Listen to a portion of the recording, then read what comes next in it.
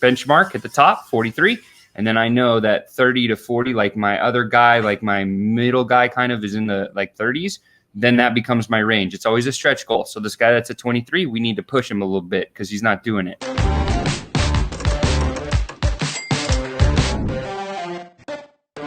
What's happening, Sales Ascender? How are you doing today? Welcome to another high ticket tune-up. I'm Sean. I'm so excited to be with you here. Don't forget to smash that like button. And of course, if you're watching on YouTube, please subscribe and hit that notifications bell on the little ding-a-ling thingy. But today, a great question comes in from Alex. Alex asks this.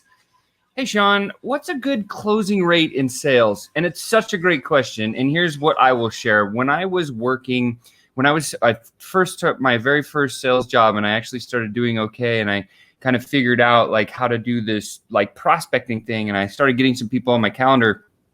And then I started having these appointments and I went through some sales system learning and some sales techniques and tactics and strategies. And I got to a place where I like started closing deals and it was awesome.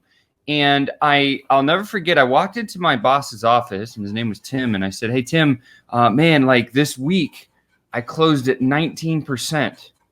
Because I thought 19%, like all the literature and everything that I was reading, they said, oh, no, if you can close over 10%, like you're golden. And I was like, oh, that's awesome. So I got to 19% in like a week. I closed a couple new deals and I went to my boss and I remember going, hey, Tim, like I just got this 19% close rate. Like, what's up? And he goes, Sean, and he did it really nicely, but he was like so strict. And he looks at me, he goes, Sean, he goes, yeah, 19's okay, but compared to Jim's like 82%, like that's not very good. And I was like, oh, and I had this epiphany. I was like, oh man, I came in on my high britches and I was sitting in my boss's office, like trying to brag at him. And he was just like, kid, you don't know nothing. And so then that day I learned, I was like, okay, so the real question is when somebody asks you like, hey, what is a good close ratio? It's compared to what, right? So we need to develop a frame of reference. And so here's an easy way, a couple of steps that you can use in your world to literally not have that same experience that I did. Hopefully you're never in that position because it was a really rough one. But take like the frame of reference is we need to understand. So like in your business, your close ratios in your industry, they're going to be different than in mine or anybody else's. And so we can't really actually give a fair value on, hey, what's a good percentage for closing ratios? Now, the books say if you're closing between 10 and 20%, that's kind of a bookmark or an average or a benchmark to look at and kind of compare to. But I don't know if that's super true. And here's why. Because if you looked at that job that I was in, like anywhere from 60 to 85% close ratios was what they considered really good. And I came in with a 19 and I was way off the charts, but by the benchmark, I was actually like pretty okay, like that 20%. So look at your business in your world and then look at who is actually closing deals for you. Is it you? Is it your sales force? Like who is that person? And then measure how many closes they get in a month, in a week, in a 90-day period, or even in 6 months or a year.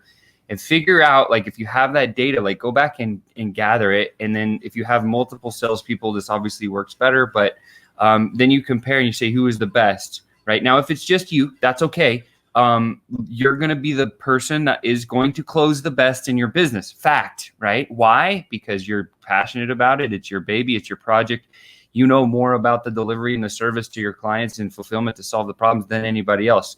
This is why you will always be the best person at closing deals in your own business if that's what you have.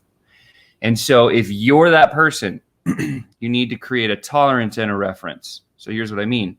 You're going to say closing like, hey, how many deals do you close into your business every week, every month? Look at that. That becomes your benchmark average. Because you're the best person in your business to close deals, there needs to be a tolerance. What I mean is if I'm, for example, closing in like 60% of my deals, and I know that anybody coming into my business probably is going to be in the 30 to 40s, I know there should be like a 10 to 20% tolerance that I put underneath mine. So I'm closing at 60. My tolerance is now 20%. What is my frame of reference?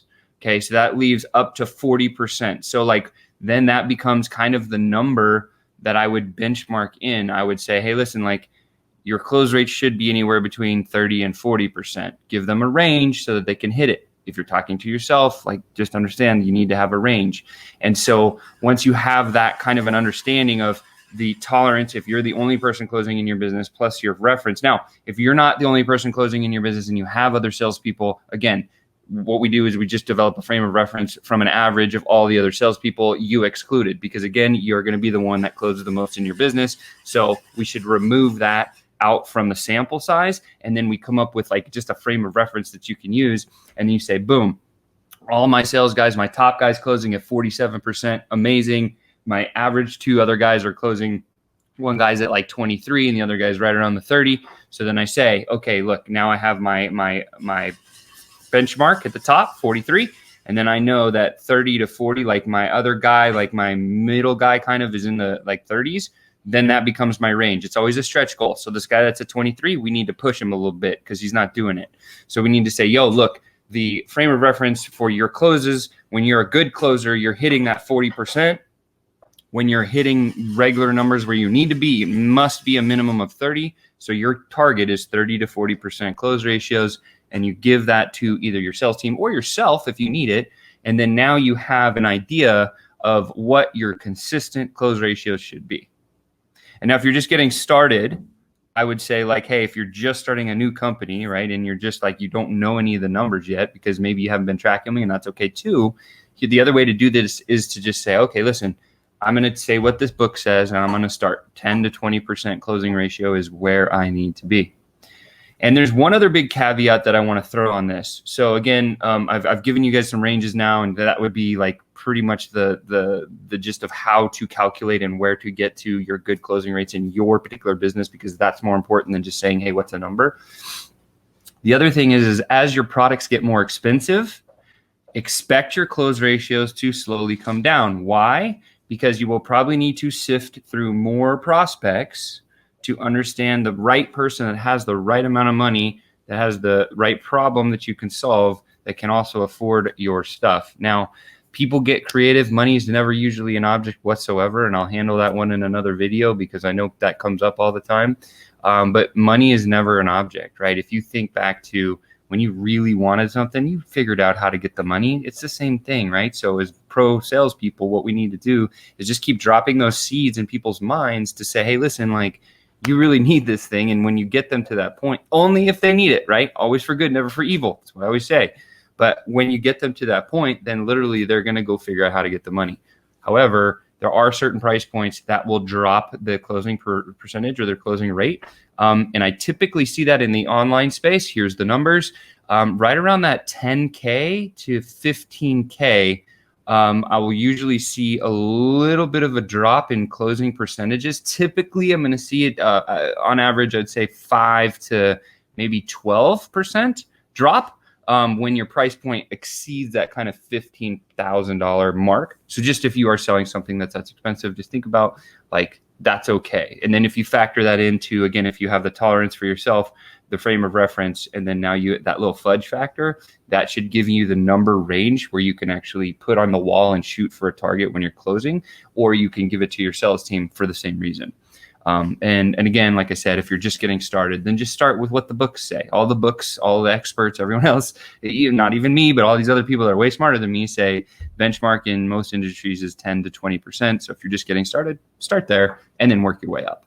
And with that said, guys, I hope this was a valuable high ticket tune-up. I love talking sales and I love talking with you.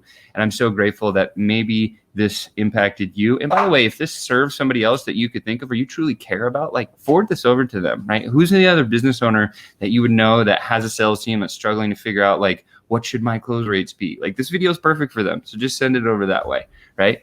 And with love, respect, gratitude, I hope you guys are being safe. I hope you're social distancing and doing all those good things. And I will look forward to seeing you tomorrow.